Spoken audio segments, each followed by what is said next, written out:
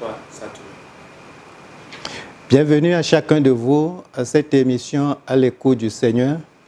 Je prie pour que la bonne main de l'Éternel repose sur chacun de nous. Soyez tous bénis. Nous sommes dans une semaine spéciale, la semaine de Pâques, qui est la résurrection de Jésus-Christ. Alors nous aurons également un message spécial, toujours avec notre grand thème, ce qui est écrit est écrit. Alors nous allons méditer autour du thème suivant, la résurrection de Jésus-Christ, la réponse de l'Éternel à Satan.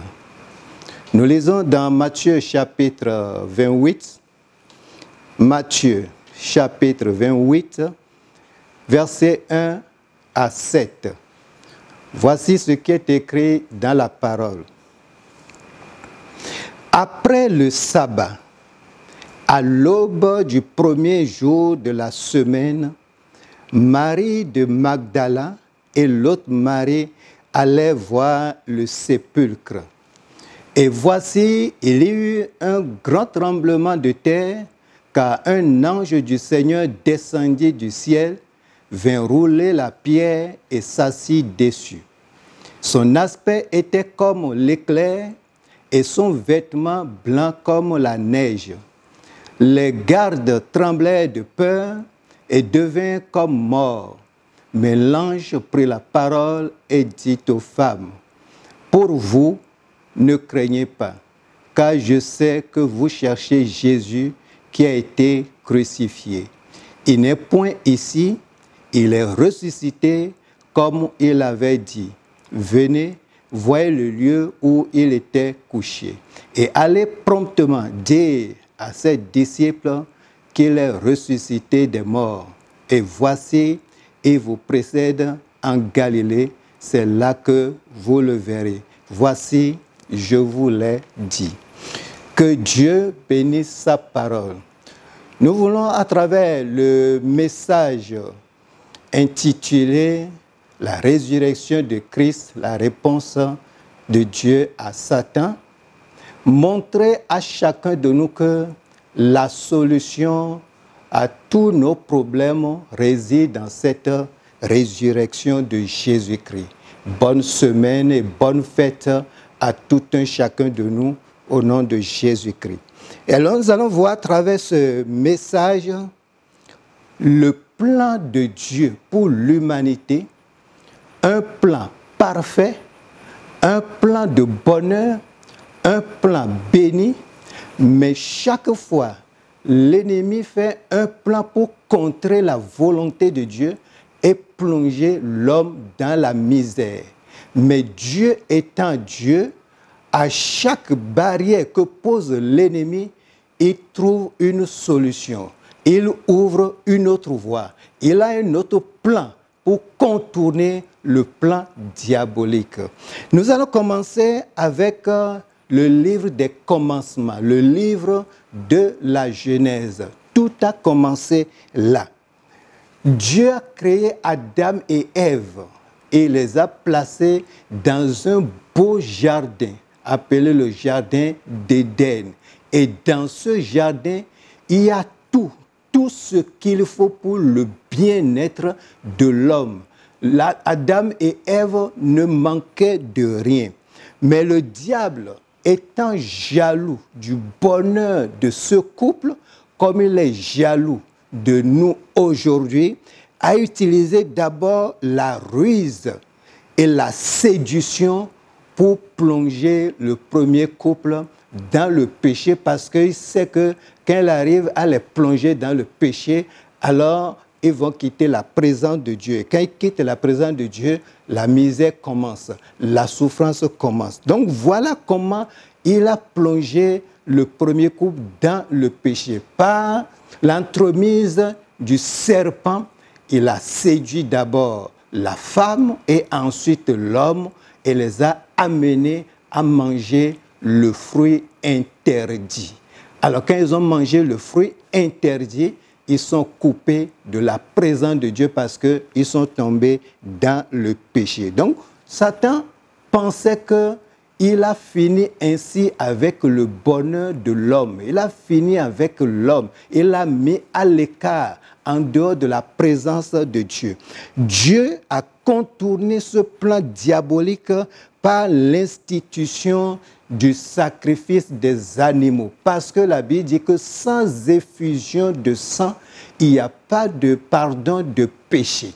Donc Dieu a institué le sacrifice des animaux pour couvrir le péché de l'homme jusqu'à ce qu'un plan soit accompli. Le plan divin qui consiste à l'envoi de Jésus sur la terre qui va mourir pour nos péchés et verser son sang une fois pour de bon. Donc à partir de là, et pour avoir le pardon de ces péchés, on immole un animal ou un oiseau selon la prescription du sacrificateur et les péchés étaient couverts. Donc voilà comment Dieu a sauvé encore l'homme, comment il a racheté en attendant l'arrivée de Jésus-Christ.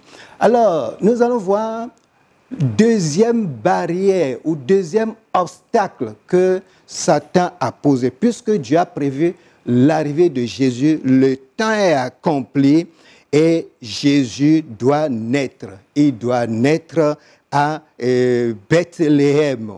Mais l'ennemi a utilisé le roi Hérode pour aller contre ce plan. Jésus est né.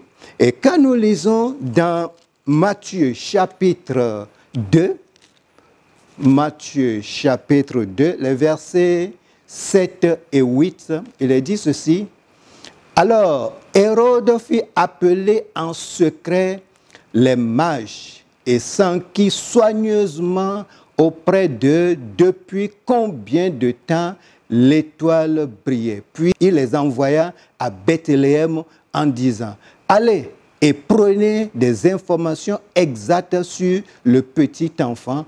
Quand vous l'aurez trouvé, faites-le moi savoir afin que j'aille aussi moi-même l'adorer. Hérode a appris que Jésus est né. Jésus, le roi des Juifs.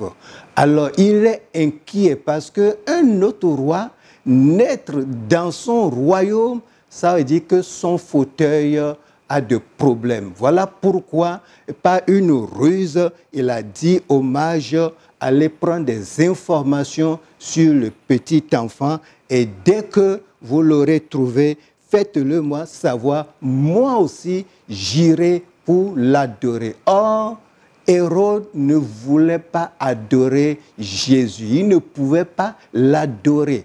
Il voulait le tuer, l'éliminer parce que Jésus étant venu sauver les hommes, s'il vient les sauver, c'est que Satan a perdu. Donc Satan utilise Hérode ici pour mettre fin à la vie de Jésus.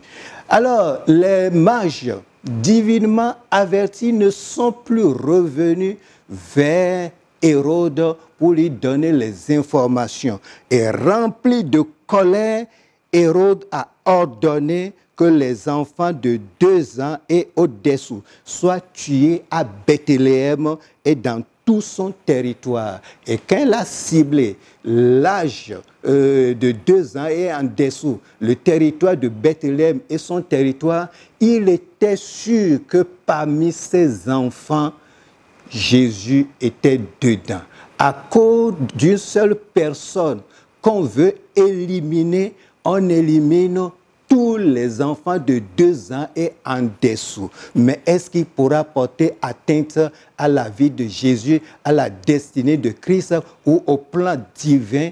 Il est passé à côté. Il a échoué. Parce que Dieu a dit à Joseph, lève-toi, prends le petit enfant et sa mère et quittez le territoire de Bethléem et allez en Égypte. Voilà. Donc, il a appelé à aller se cacher en Égypte en ce moment. Alors la question ici est de savoir, est-ce que Dieu peut fuir? Voilà que ici, Dieu a ordonné qu'on fasse sortir Jésus pour aller se cacher en Égypte. Or, si nous connaissons même l'histoire du peuple d'Égypte, c'est un peuple ennemi au peuple juif et c'est là que Jésus doit aller se cacher. Dieu veut montrer qu'il maîtrise tout le terrain. Il peut aller même dans le camp de l'ennemi, faire cacher son enfant. Il veut montrer sa supériorité sur les plans diaboliques.